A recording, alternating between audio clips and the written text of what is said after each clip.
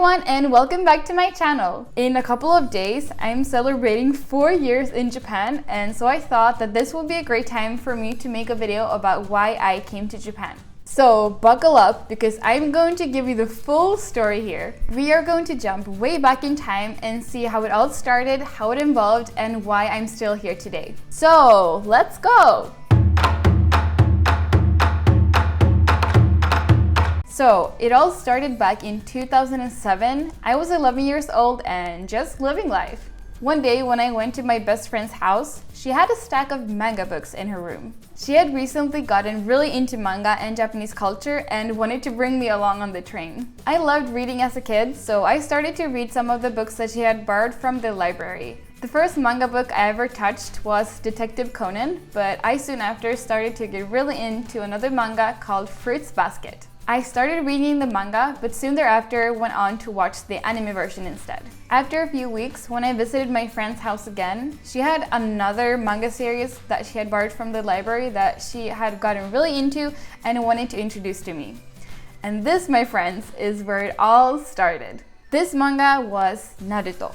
Actually, I didn't want to read it at first because I got a little uncomfortable with all of the blood and the fighting scenes, but after a lot of convincing from my friend, I started to read the manga and soon thereafter went on to watching the anime instead. And I never turned back. I did watch some other animes like Death Note and Bleach, but Naruto was everything to me for the rest of my primary school and middle school years. I got more than half of my class to start watch the anime. All of my notebook covers were filled with scribbles of the names of my favorite characters. Me and my best friends were even running around like ninjas at the schoolyard, putting toothpicks between our fingers like they do with the weapons in the anime.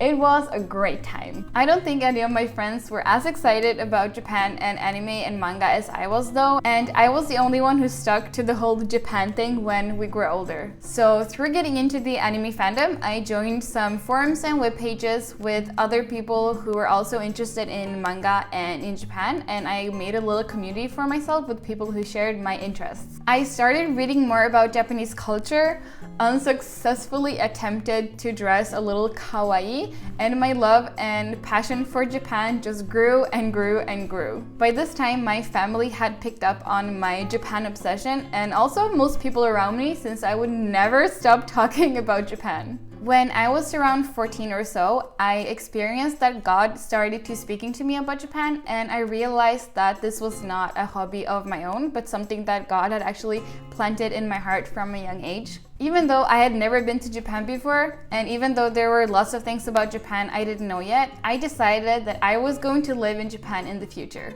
So fast forward to my first year of high school. I had started to grow out of watching anime, but my love for Japan had only gotten stronger. So during my second semester as a freshman, I started to feel very sad. Not exactly depressed, but very unmotivated and without a vision for the future. I remember sitting at a meeting with my mentor and my mom and just started to cry because I felt like it was pointless to strive for good grades since I didn't have a vision or a plan for the future. I basically felt very lost and sad. My mentor, who of course knew all about my Japan obsession, then said something life-changing to me.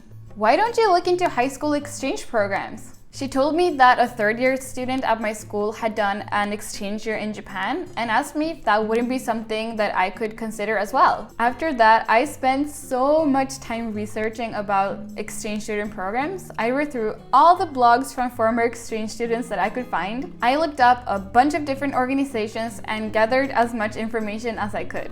Then I grabbed all the information I had gathered and went to my parents to try to convince them about all the positive things that going on an exchange year would bring.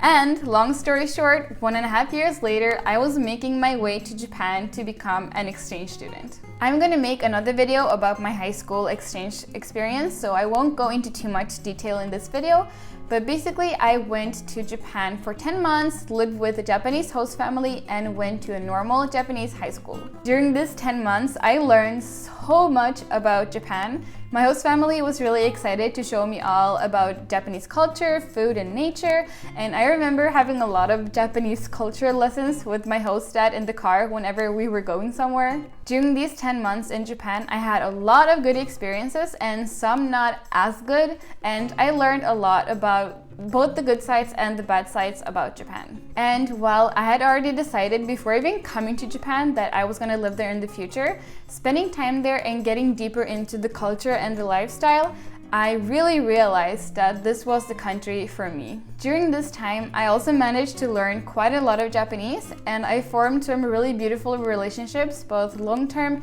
and short-term, with people of all age groups. When the 10 months of my program had passed and it was time for me to go back to Sweden again, I was devastated. I was of course happy and excited to see my family again, and I was, to be honest, pretty worn out after 10 months in a Japanese high school, but I was also really sad to leave. I remember sitting on the plane in Narita airport when it was time to go back and I heard the engine start. I was looking out over the airport with tears just flowing down my face. It just didn't feel right to leave. So then I went back to Sweden. I started and finished my 3rd year of high school and started to plan for my next move.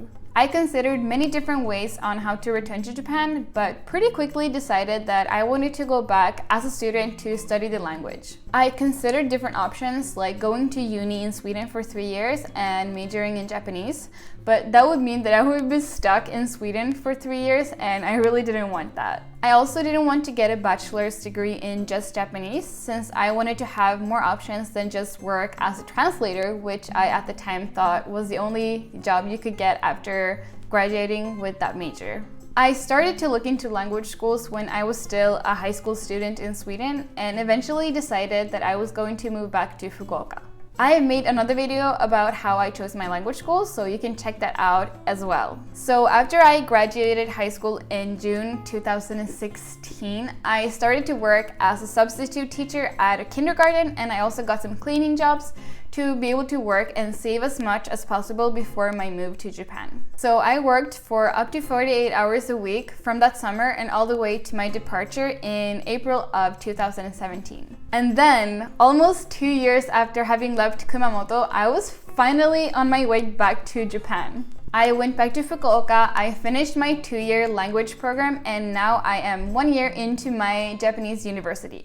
And that is my story. So I'm 23 now, turning 24 next month, which means that I have been into Japan for more than half of my life. That's crazy. If my younger self knew that I would be here right now, she would be so excited. I almost feel like crying just thinking about that. I don't have it all figured out yet, and to be honest, I don't really know what I want to do in Japan in the future yet. But what I do know is that I want to work here, I want to have my family here, and I want to spend my life in Japan. As of right now, I have no plans on going back to Sweden. I have lived in Japan for 4 years now, but I'm just getting started. And that brings us to the end of this video. I really like to sometimes just go back in my old memories and just think about myself when I was younger and how much I liked Japan, I liked anime and everything, and just think of where I am now. And I'm really proud over my whole journey, and I'm proud of myself for studying Japanese like I have done, and just sticking to my dream of living in Japan, and that I actually made it here, and that I'm taking care of myself here in Japan right now. So this is the story of why I moved to Japan, but I'm really excited to keep on sharing my life with you and everything that's going to happen from now on in my life going forward in Japan. So thank you so much for subscribing, watching, and commenting. I really enjoy reading and replying to all of your comments, and thank you so much for being so nice to me. Don't forget to subscribe if you haven't, and follow me on Instagram for more daily updates about my life in Japan. And with all of that said, I will see you in my next video. Bye!